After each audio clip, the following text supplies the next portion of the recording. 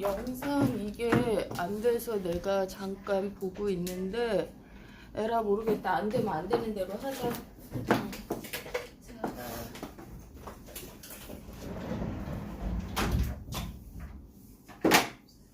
자, 보시면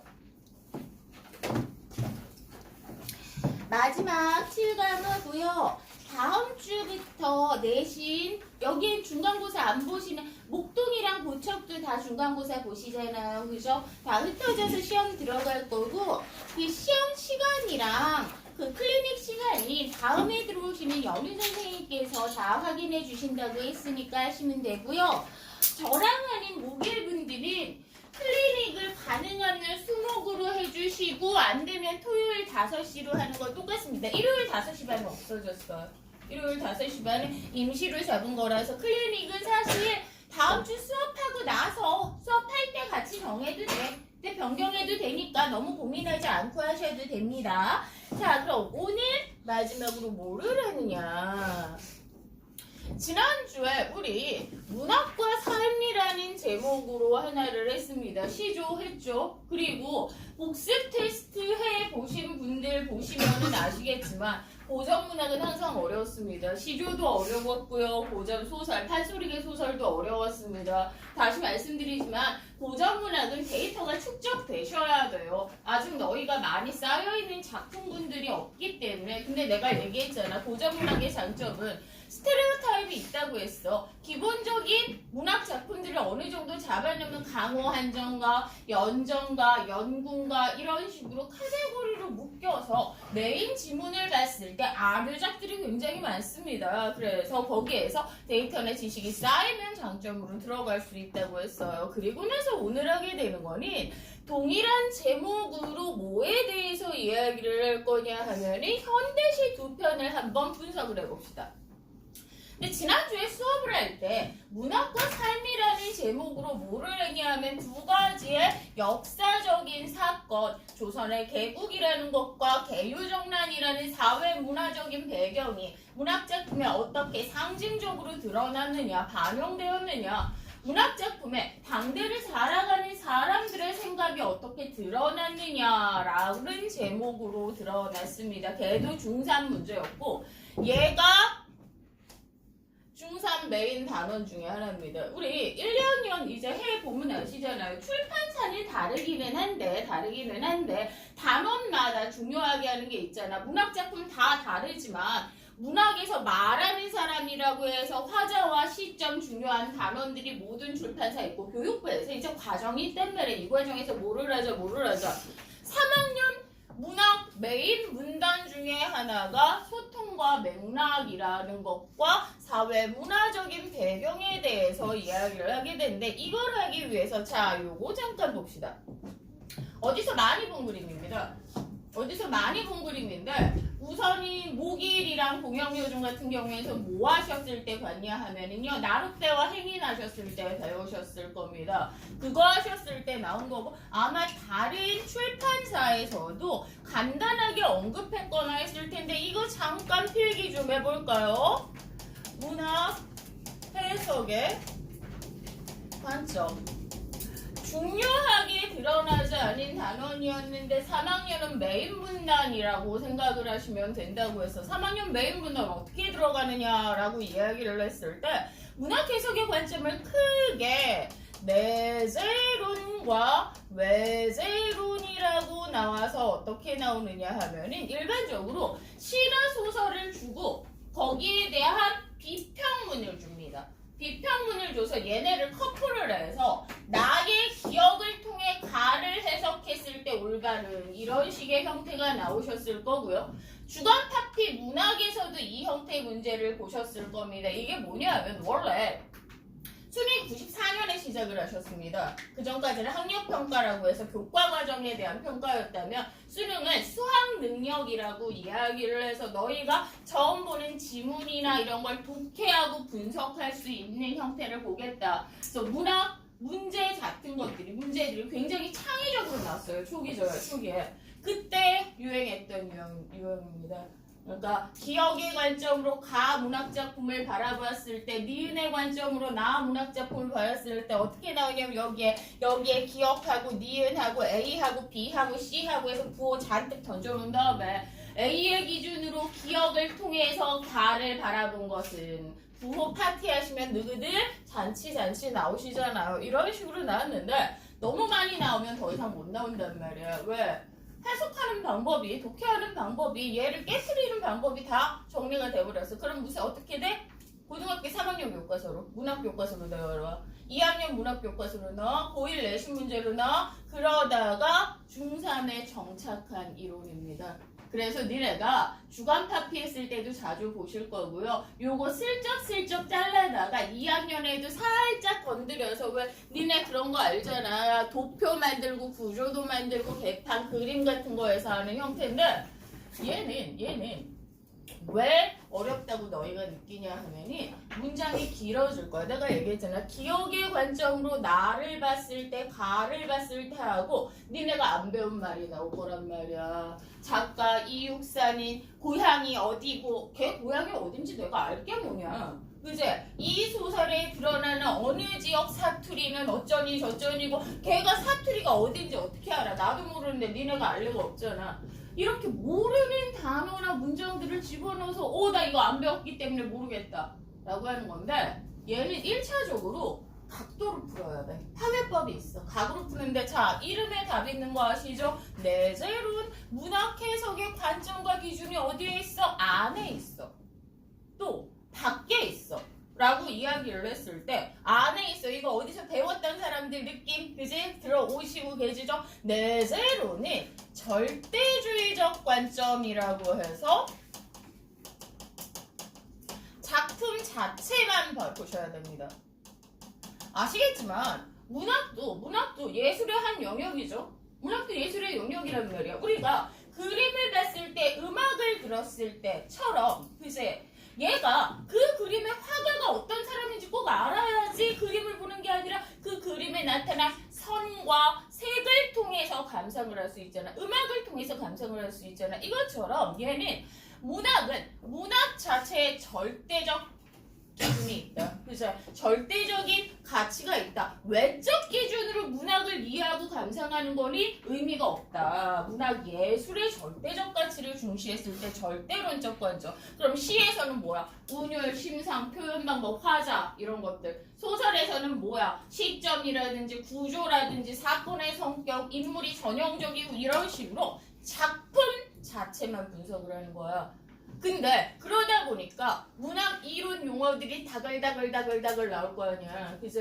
근데 우선 니들은 각만 보자고. 각만. 외부적인 조건이 하나도 없이 그제? 작품 자체로 보는 거고 외제로는 그러면 밖에 있어야 되는데 그 기준이 크게 뭐가 되냐 하면이 단형주의적 관점. 어라? 제목에 답 있다. 단형이 뭐가 반영돼? 시대나 사회가 반영이 되겠지. 그치? 우리가 지난주에 했던 시조를, 그치? 여기에 뭐냐면 수양산을 수양대군을 상징을 하는 건 뭐야? 당시 시대를 통해서 알 수 있는 거고, 그치? 까마귀에 대해서 이야기를 했을 때 그건 작가로 들어가죠. 반영주의죠. 밑에 표현주의적 관점. 얘도 너무 쉽다. 표현이잖아. 표현이 뭐야? 작가의 생애나 성향을 통해서 알 수 있다라고 이야기했잖아. 나룻배와 행진할 때 뭐라고 했어? 그분 스님이세요. 스님이시니까 여기에서 당신의 종교적 절대자가 될 수 있으세요. 라고 해서 그랬어. 그러니까 이런 거 할 때 윤동주 같은 사람이 나올 거란 말이야. 윤동주가 일본에서 언제 유학을 했는데 그때 유학에 대한 부끄러움이 이 시에 드러나고 어쩌니 유학을 했는지 안 했는지 내가 알 게 뭐냐고. 중요한 건 뭐야? 작가의 생애를 통해서 했다? 표현주의적 관점, 부호. 마지막으로 이걸 니네가 의외로 굉장히 못 찾습니다. 마지막으로 효용주의적 관점 이라고 이야기를 하는 거는 효용은 도움이 되는 거예요.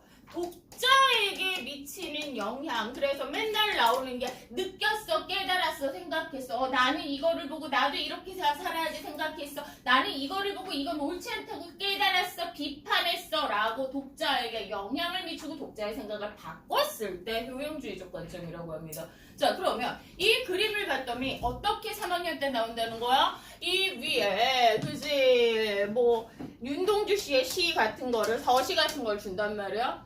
그 다음에 나에다가 여기에 대해 유명한 비평가의 비평문 사문 뒷딱인 걸 준단 말이야. 그리고 나서 이 시의 뭐 기억은 이렇게 해석을 할 수 있네, 저렇게 할 수 있네, 막 블라블라 막 비평문 막 현학적인 어려운 단어들이 다 나와. 그리고 나서 이런 그림을 줘. 이런 그림을 준 다음에 기억의 기준이 드러난 것을 나에서 찾아서 가를 해석하시오.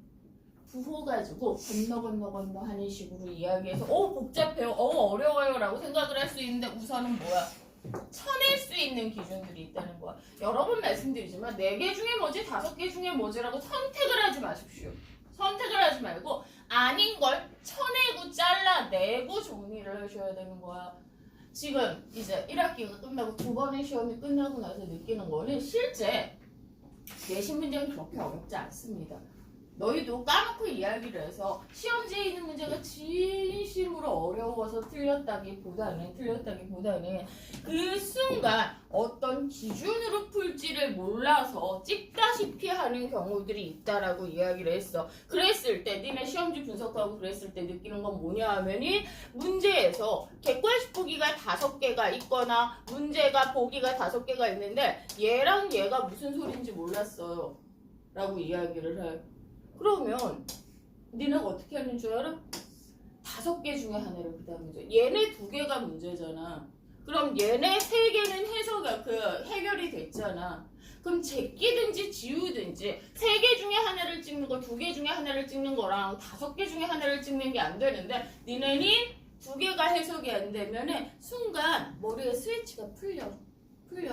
스위치가 뭐냐 하면은 이론과 배운 지식이라는 걸로 풀던 스위치가 모르는 정보가 나오면은 갑자기 딸깍하고 스위치가 풀려서 뭐가 되는지 알아? 너희의 상식과 독해력으로 문장을 이해하고 이 문장 이상한데 이 말 이상한 것 같아. 이거 말 안 되지 않아?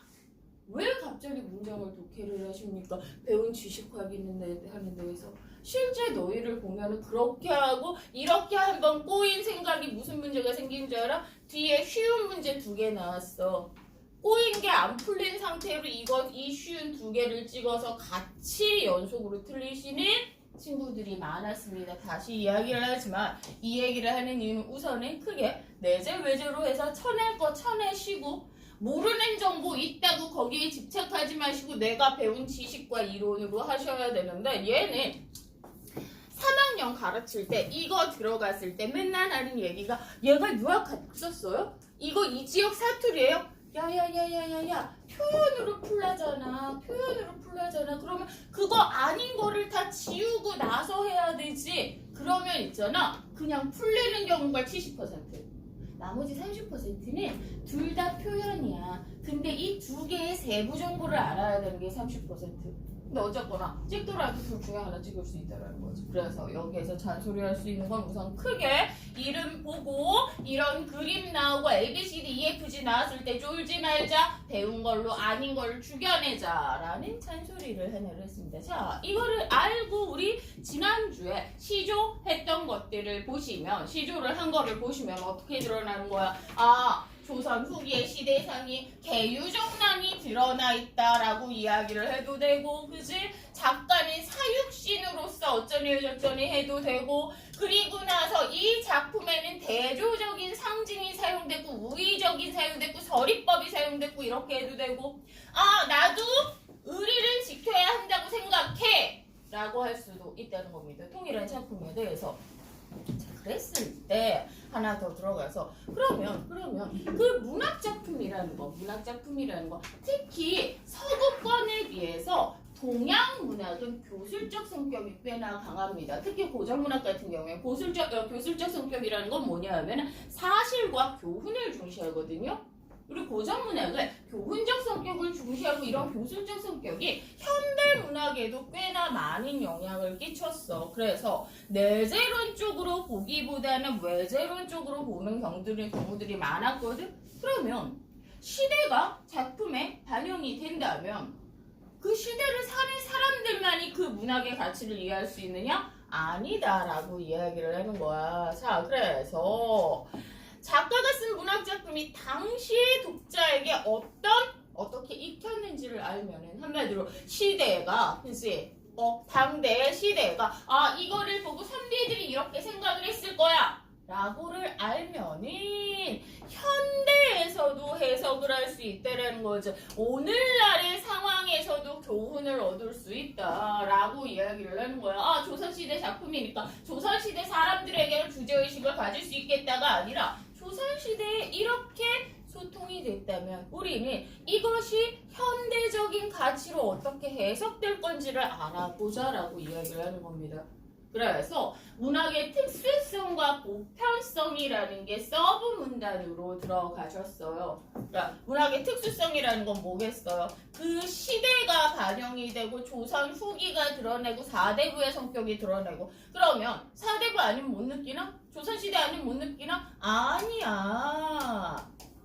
시대와 지역을 초월해서 우리도 의리가 중요하다는 걸 느낄 수 있지. 우리가 외국 문학을 읽었을 때 다른 지역의 거니까 우리에게 의미가 없나? 아니야. 인간의 보편적 가치로 전달을 할 수 있다고 해서 소통 맥락이라는 건 자, 일차적으로 그 작품이 언제 어떤 사회상이 반영이 됐고 작가가 어떤 생각으로 사회를 바라본 걸 글에 드러냈느냐. 그러면 독자는 이 작품을 통해서 쓰여진 시대와 작가의 의도를 파악할 수 있어. 문학 작품을 통해서 소통할 수 있어. 맛있는 책에서 뭐야? 우리는 박지원의 소설을 통해서 옛날 사람들의 생각을 알 수 있다고 했어. 우리는 시조를 보고 조선시대 사람들이 어떤 생각을 했는지를 알 수 있어. 그걸 통한 소통 맥락이라는 게 나오게 될 겁니다. 자, 그래서 1차적으로 각으로 먼저 객관식 보기를 잡아내 달라는 거. 두 번째, 드러난 시대적, 사회적 상황을 어떻게 잘 이해하느냐가 아주 중요하다라고 이야기가 나왔습니다. 그죠? 그리고 이걸 통해서 작가의 의도를 찾을 거야. 자, 참 좋은 얘기인데, 자, 오른쪽 페이지 잠깐 볼까요? 139페이지를 보셨을 때, 다시 말씀드리지만, 배경 지시 있고 선생님이 정리해주고 하는 건 한계가 있습니다. 왜? 너희의 장점이 뭔지 알아? 너희가 교과서 마지막에 1학년부터 교과서가 다 바뀌어. 너희 밑에 애들은 진짜 불쌍한 애들이 2학년 때도 교과서 바뀌고 그래서 걔네는 기출문제가 없는 상태로 계속 맨땅에 헤딩을 해야 돼. 근데 너희는 기출문제가 4개나 쌓였단 말이야. 그래서 굉장히 장점인데 문제는 학교 선생님들이 기출이 너무 쌓이고 유형화돼 버리니까 그래서 애지간해서 애들이 다 정리를 해보니까 뭐를 해야 돼? 변형을 해야 돼. 외부 지문을 끌어낸다든지 지금까지 5년 동안 나오지 않았던 새로운 유형을 만들려고 하면 기괴하게 비틀어질 수밖에 없죠. 그죠? 그래서 우리는 어떻게 하기로 했습니까? 어쨌거나 외부 지문이 나오건 뭐가 나오건 간에 다시 이야기한다. 제발 독해력으로. 문제 유형이 특이하고 그럼 독해력으로 이 문장 자체를 독해하지 말고 내가 가지고 있는 힘, 지식으로 가자고. 국어국문학과가 있고 국어교육학과가 있는데 나는 국어국문학과를 하거든. 국문학과, 지식으로서 많지 않아도 돼. 얘가 명료하기만 하면 돼. 애매하지 않고 내가 알고 있는 지식들로 한번 쪼개보자. 자, 이 시 본 사람, 배운 적 있는 사람 눈으로 훑어봐. 없어? 잘 됐어. 자, 그러면 다 같이 모르는 상태로 시 좀 볼까? 여러 번 말씀드리지만 우선 크게 잘라놔요. 자, 문학 감상은 유기적인 거야. 전체를 받아들여야 돼. 그러니까 부분을 모르면 되게 힘들 수 있는데 내실은 뭐야? 기계적 분리야. 기계적 분해야. 이제 전체고 개뿌리고 모르는 단어고 뭐고 선생님 정이 뭐예요? 이건 내가 알려줄게. 두 점은 시간을 나타내는 거야. 옛날에 그지? 2시 새벽 2시. 자, 근데 이게 뭔지 몰라서 틀렸어요. 이렇게 하지 말고 기계적으로 분해를 해서 그 기계적으로 분해한 거에 이론의 이름을 붙여놔. 개념의 이름을 붙여놔. 그럼 전체는 해석은 안 돼도 뭐야? 문제는 풀 수 있지. 객관식 보기에서 아닌 걸 죽여버릴 수 있잖아. 죽이고 찾아낼 수 있잖아. OX를 걸 수 있잖아. 자, 그렇게 했을 때 우리 또 이거 해볼까? 뭐 하기로 했냐면 시를 보면은 제일 처음에 시적 화자의 상황과 대응을 찾기로 했어. 만약 시적 화자가 두드러지지 않는다면 시적 대상의 성격과 그것을 바라보는 태도로 이야기를 했습니다. 여러 번 이야기하지만 나는 주제를 찾으라고 한 번도 얘기한 적 없어. 시든 소설이든 설명문이든 문설문이든 소필이든 이 글의 주제가 뭐야? 이렇게 물어보지 않아. 왜? 주제는 뭉뚱 그려주거든. 그래서 우리는 뭐야? 두 개를 쪼개기로 했잖아. 시든 소설이든. 비문학은 뭐야? 대상, 의도. 쪼개기로 했어. 자, 그랬을 때 얘가 메인이야. 시험 봤으니까 알 거야. 시 나오면 정서 문제보다 정보 문제가 더 많지 않니? 그리고 니네가 실수하는 것도 정보가 훨씬 많지 않니? 근데 그 정보라는 건 어디에서? 여기에서 찾아낼 수 있어야 돼.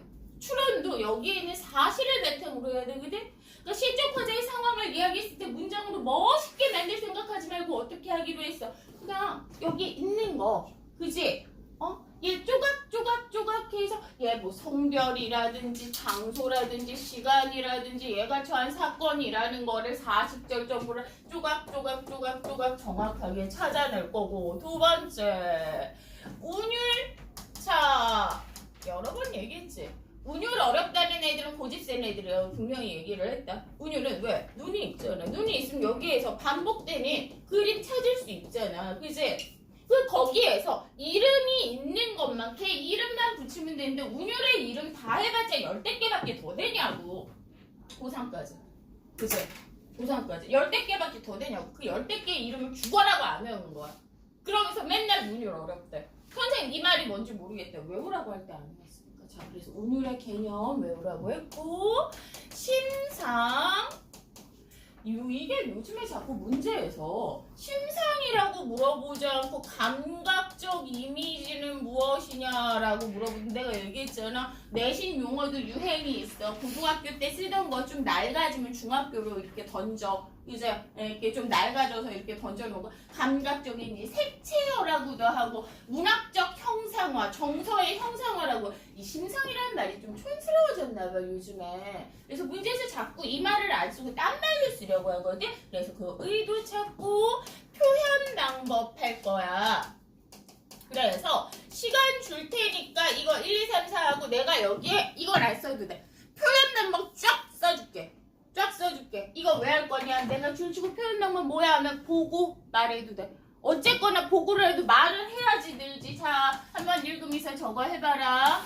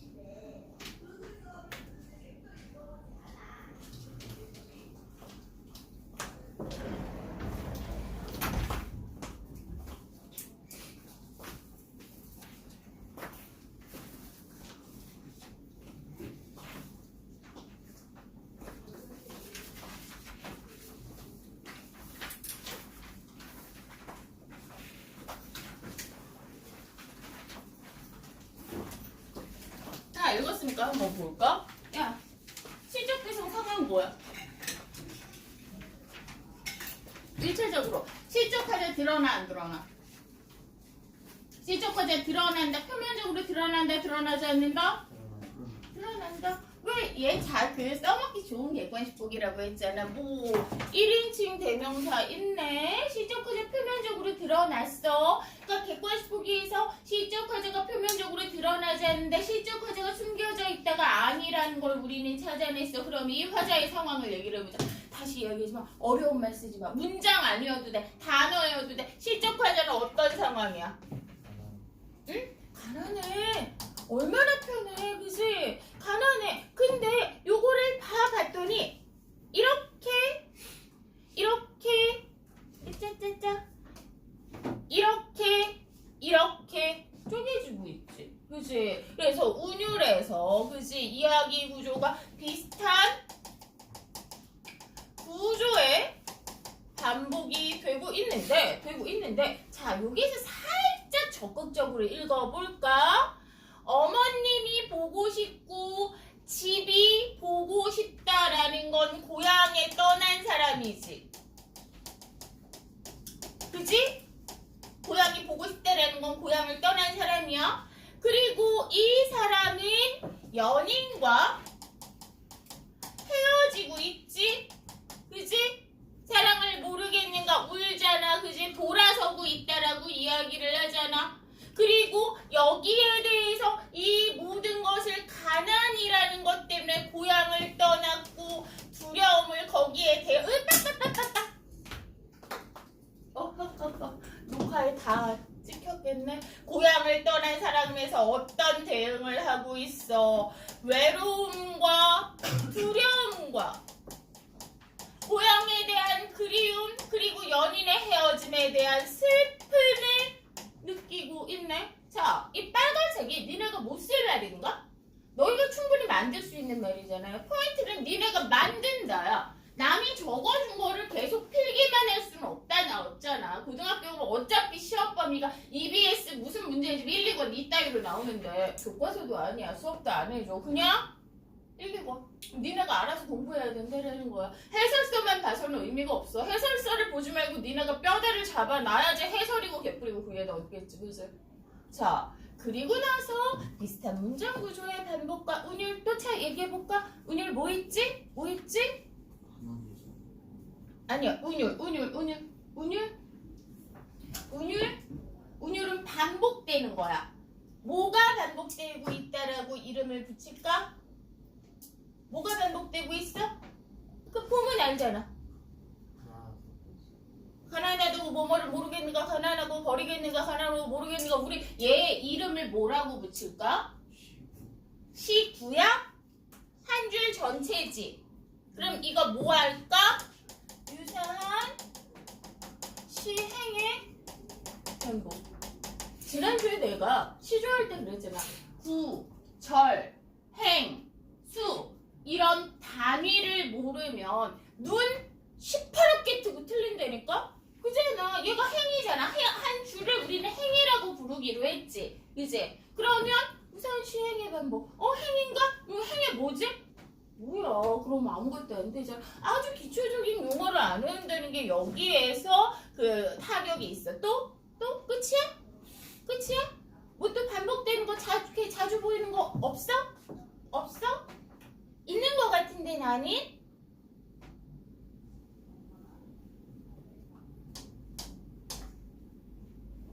얘한테 이름 뭐 붙일래? 이거 이름 뭐 붙일래? 뭐의 반복이라고 할 거야? 그렇지. 1호전이잖아. 1호전이니까 시어의 반복이라고 이야기를 할 거잖아요. 자, 이게 내가 못할 말이 아닌 거고 객관식 보기에 얘가 시언지, 시군지, 시행인지, 문장 구조인지 이런 걸 모르면 나중에 고생을 하시더라. 그래서 개념을 예쁘게 다 잡혔어요. 그죠? 그 다음 심상. 우선 시각 있어요. 새파란 달빛 있어요. 시각만 있어요. 그지? 소리 나왔어요. 이것만 있어요. 촉각, 됐죠? 자, 그러면 우리는 이렇게 여러 심상이 사용됐을 때 이 시의 성격을 감각적 이미지로 형상화했다. 감각적 이미지로 정서를 드러낸다라고 이야기를 할 거예요. 자, 그리고 나서 표현 방법이라는 거를 해볼까요? 자, 내가 손으로 이렇게 줄을 치면 님들이 요거 보고 나한테 얘기해주면 돼. 나한테 얘기해주면 돼. 자, 얘기해주세요. 가난하다고 해서 외로움을 모르겠는가? 근데 얘를 계속 나오지. 그치? 처리가 뭐였지?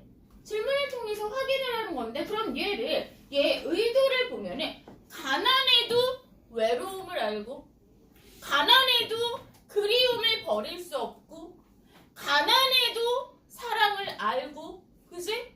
그리고 마지막으로 가난해도 이걸 다 안다라고 이야기를 하고 있어요. 여기까지 되셨습니까?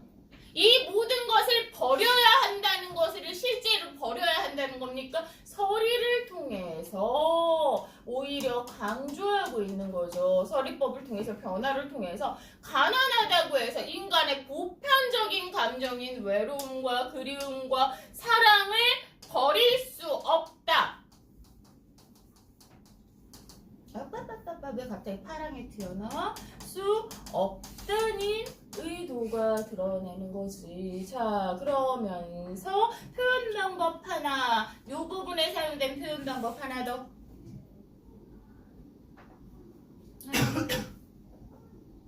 요 세 줄에 사용된 표현 방법. 저기 있지롱? 없는 거 안 물어보지?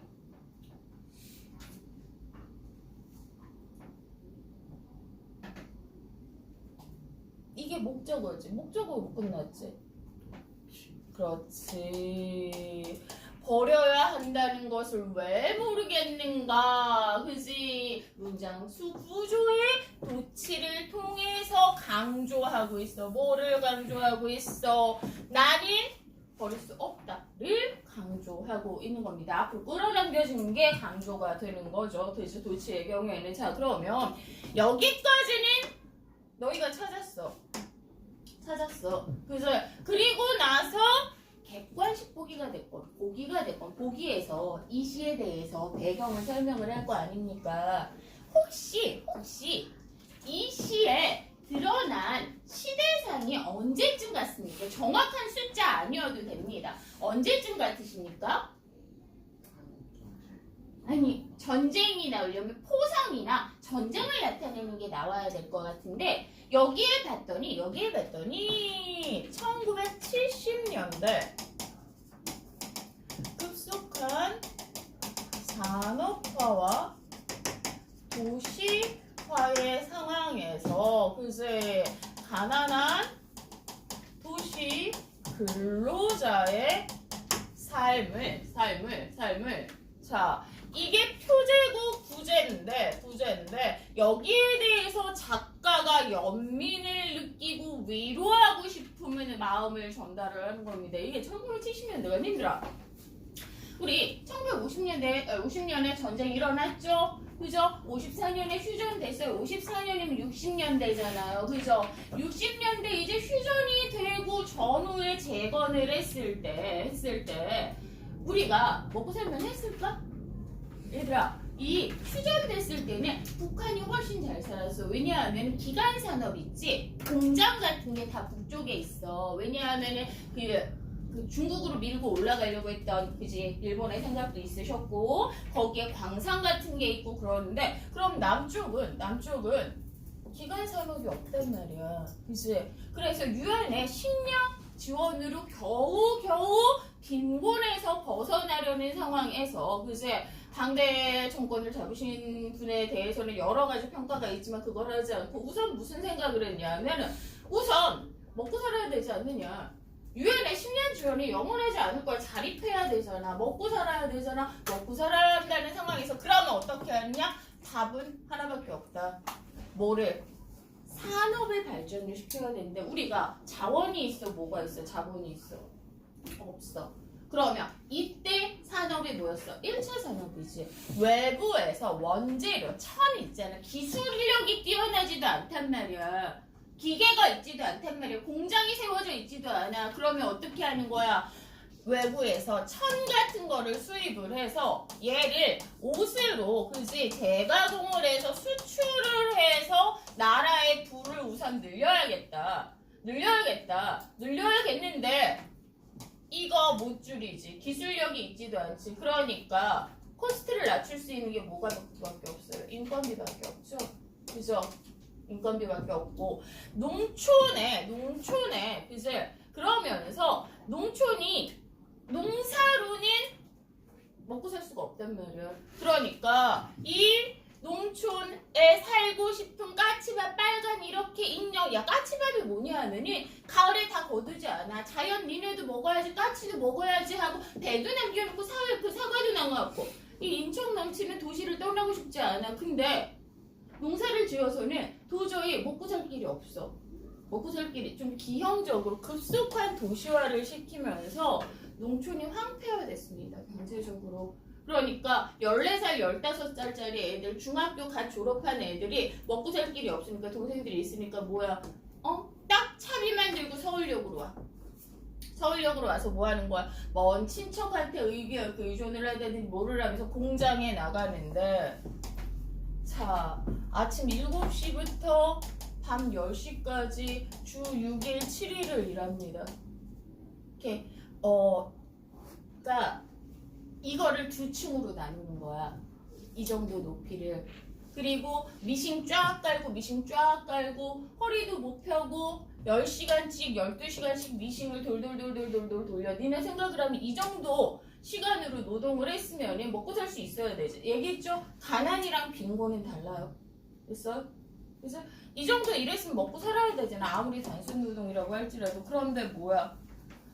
정부 차원에서 인건비를 억제했습니다. 우선 모르겠어. 뭐가 옳은지 모르겠는데 늘리고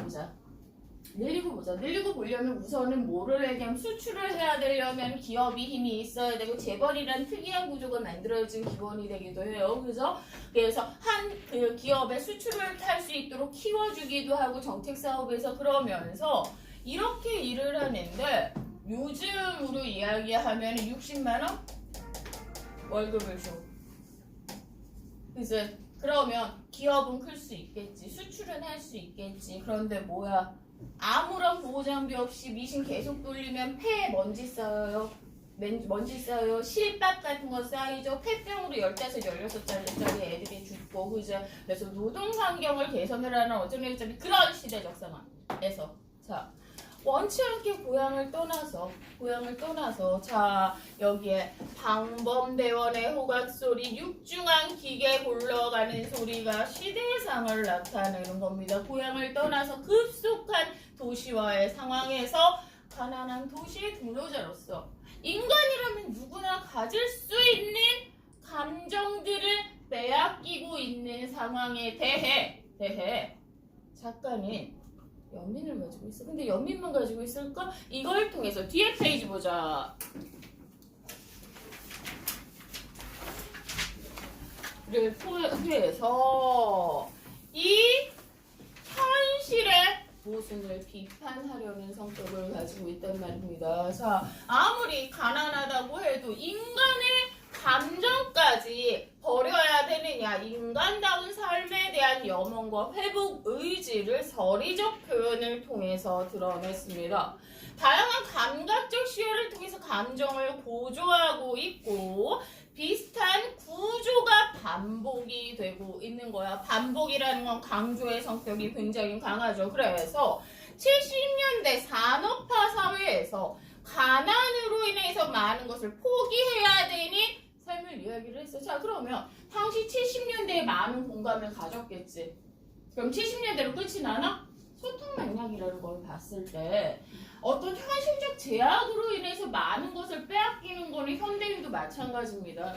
그잖아요. 그래서 절대적 빈곤이 아닐지라도 많은 걸 포기할 수밖에 없는 이런 상황으로 봤을 때 소통 맥락으로 보셨을 때 아따 나는 왜 이런 걸 잘 못하지?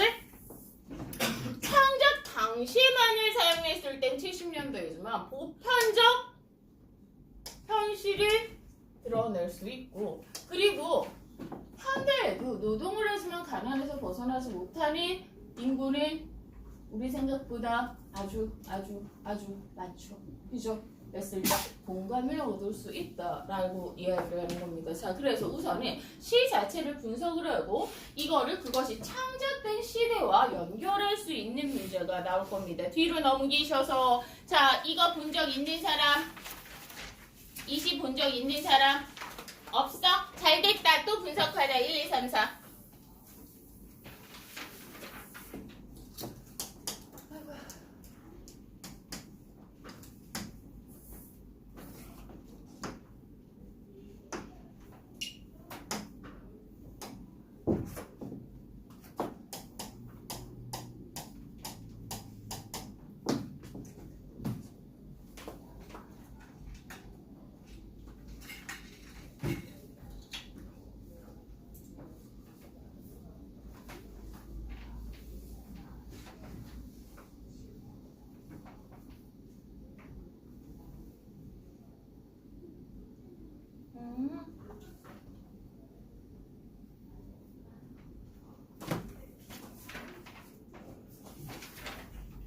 잠깐만, 나 노는 거 아니야? 이거 안 해도 된다.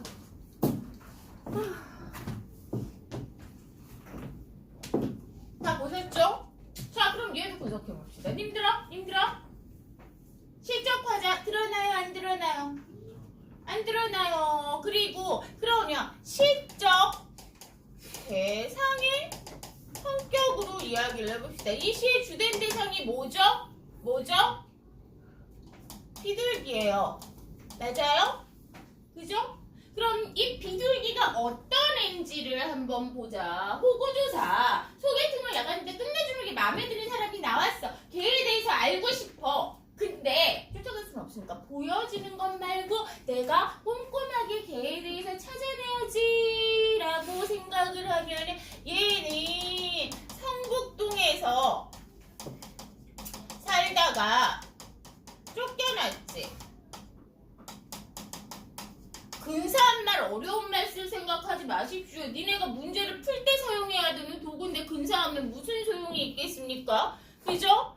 그리고 새파란 하물에서 그럼에도 사람에게 축복을 하고 싶은데 메마른 골짜기에 그지 축복을 하고 싶지만 메마른 골짜기라고 이야기를 해서 헤매고 있고 어디에 기댈 곳이 없는 그지 삶의 터전이 파괴됐어. 왜? 채석장 포석, 돌 깨는 포석, 팡팡 터지는 이런 소리에 파괴된 상황에서 그지? 과거 사랑과 평화의 새였는데 더 이상 사랑과 평화를 낳지 못하는 존재가 돼버렸네. 됐어? 없는 날 만든 거 있나? 낳지 못하는 존재. 없는 말 낳는 거 있나? 그냥 여기에 있는 거를 이제 중요한 것만 상황. 정서를 찾으면 안 돼. 얘들아, 상황이랑 정서가 섞이면 기준으로 쓰레기가 돼. 오케이? 객관 따로 주관 따로 해야지. 얘가 문제 풀 때 내가 기계적인 분리라고 이야기를 했잖아. 객관과 주관이 섞이면 있잖아. 니네가 오독을 굉장히 많이 해. 잘못 행동할까? 객관, 그지? 그리고 주관. 그럼 이걸 바라보면 태도는 어때? 연민. 불쌍하게 여기지. 연민이라는 건 대상은 긍정적 속성을 가지고 있다고 이야기를 하는 거야. 운율. 뭐 반복되고 있어? 이거 눈치 빠른 사람은 찾을 수 있을 텐데. 반복되는 거 있잖아. 되게 자주 보이는 거 있지 않냐? 뭐가 자주 보여요? 뭐가 계속 보여요? 뭐가 보여요? 어? 사람도 있는데 사랑, 새, 성북동 공통점이 뭐야? 시옷을 우리 뭐라고 부를래? 의문의 반복. 그지? 객관식폭에 시옷의 반복이라고 하지 않지. 의문이 반복이 된다. 의문이 뭐예요? 하면 진짜 나는 내 마음이 너무 답답해지는 거지. 의문, 음절, 형태술 이런 거 얼마나 중요하다고 이야기했어. 의문의 반복이랑 객관식폭이를 못 알아본다는 건 뭐야? 좀 마음이 아픈 이야기라는 얘기야. 그래서 이런 걸 찾을 거야. 그리고 시어와 시구가 반복이 되지. 사랑, 사랑과 평화. 시어, 시구 무슨 얘기인지 아시죠? 심상. 심상. 심상. 무슨 심상? 자꾸 말해야지 늘지. 무슨 심상? 우선 소리, 청각장 여기 있을 때 청각심상 사용되고 있고, 가슴에 금이 가고 새파란 하늘 시각심상 사용되고 있습니다. 금방 따는 돌, 온기 나왔습니다. 촉각 나왔습니다. 큼직큼직하게 잡으시면 돼요. 표현 방법으로 이야기를 하면은 상징으로 보시면 돼요. 딱 보셨을 때 비둘기가 그냥 비둘기 같지는 않잖아요. 여러 가지로 해석이 될 것 같죠? 그리고 뭐 나머지는 있는데 이 정도로 하고 나서 얘는 이 성북동 비둘기는 그 70년대, 80년대, 이제 70년대에 그렇게 빠듯빠듯하게 각박하게 해서 어느 정도 경제적 발전을 이룬 다음에 80년대에는 그래! 88 올림픽도 있고, 그지? 그래, 이제 얘를 늘리자라고 이야기를 하면서 어떻게 했냐면은 도시화를 하면서, 급속한 도시화를 하면서 아파트를 미친 듯이 짓기 시작했습니다. 아파트 공화국이라고 할 정도로. 그죠? 근데 문제는 70년대에 내가 도시화가 급속하게 돼서 시골에서 먹고 살 길이 없어서 진짜 차비만 들고 서울역으로 왔다고 했잖아. 그런 사람들이 어떻게? 뭐 빈민촌, 무허가 건물로 살던 서울의 그지 지역들을, 강남도 마찬가지였어. 그래서 아파트를 지어야 되죠. 아파트를 지어야 되니까 어떻게 해야 돼? 싹 밀어버려야지. 그지? 거기에 살던, 아무리 무허가 건물이라고 해도 거기에 살던 주민들이 있지. 그지? 그럼 거기에 살던 사람들을 다 내쫓아 이제 거기에 의리의리하고 똥똥한 아파트를 지을 수 있잖아요. 그죠? 근데 70년대, 80년대 그런 사람들한테 제대로 대가를 주었을까요? 아니라는 건 우리 너무나 잘 소리가. 이제 다시 이야기하지만 키우고 보자. 군사정권 때 됐어요. 그래서 난장이가 쏘아올린 작은 공이라고 너희가 반드시 읽어야 되는 그 소설의 배경이 이겁니다. 성북동 비둘기가 난장이에 해당하는 겁니다. 되셨어요?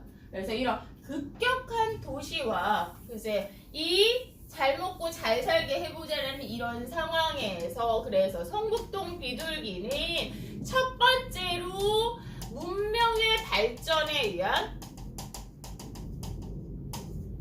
자연을 상징을 합니다.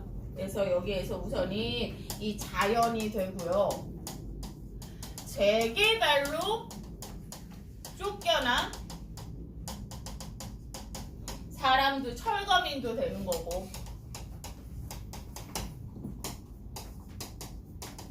문명의 발전으로 인해 소외된 인간 전체를 드러냅니다. 그러니까 과거 사랑과 평화를 나타냈던 존재들이 물질 문명이 급속하게 발달을 하면서, 사실은 80년대 한강의 기적이라고 자랑스러워하는 것도 그럴만합니다. 유엔의 지원을 받았던, 식량 지원을 받았던 나라여서 극빈곤국에서 그제 수출을 하고 그지 선진국의 끄트머리나마 올라갈 수 있었던 게 얼마나 자랑스러운지 정말 자랑스러워할 만합니다. 그죠? 그리고 그 시대를 살았던 분들을 존경할 만합니다. 됐습니까? 근데 그런 급속도의 발전으로 인해서 물질 문명이 지나치게 강조되고, 그러면서 여러 가지 부작용이 나왔던 시대이기도 해요. 인간의 단절이라든지 소외라든지 극심한 빈부격차, 환경 파괴 등이 일어났던 시대입니다. 이런 시대에 대해서 작가는 비판과 연민의 시선으로 그려냈다고 보시면 돼요. 144 보시면,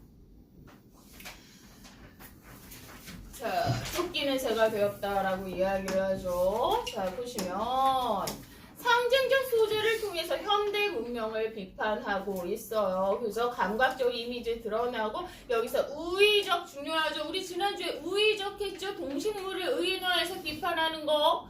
상황, 구체적인 상황을 통해서 주제가 사랑도 평화도 낳지 못하는 쫓기는 새가 될 인간과 자연 철거미. 쭉 다 드러나게 됩니다. 문명의 병폐로 인한 비판이 드러나서 얘들아 옆으로가 딱 16문제 있으시거든요. 제가 10분밖에 못 들어요. 고 빨리 풀어. 10분밖에 못 들어요. 왜냐하면 자, 잘 들으세요. 다음 주 오늘 5시 클리닉은 있어. 오늘 클리닉은 있어. 다음 주 수요일부터 일요일 클리닉이 없습니다. 없습니다. 그죠? 내신 전주에 항상 클리닉을 쉬셨습니다. 니네 와도 나 없을 겁니다. 됐어? 그러니까 다음 주 클리닉 쉬고 주말에 내신 시작하고 내신 선생님이랑 클리닉 시간 확정해서 그 다음 주부터는 이제 안개 클리닉 시작합니다. 빨리 시험 보자.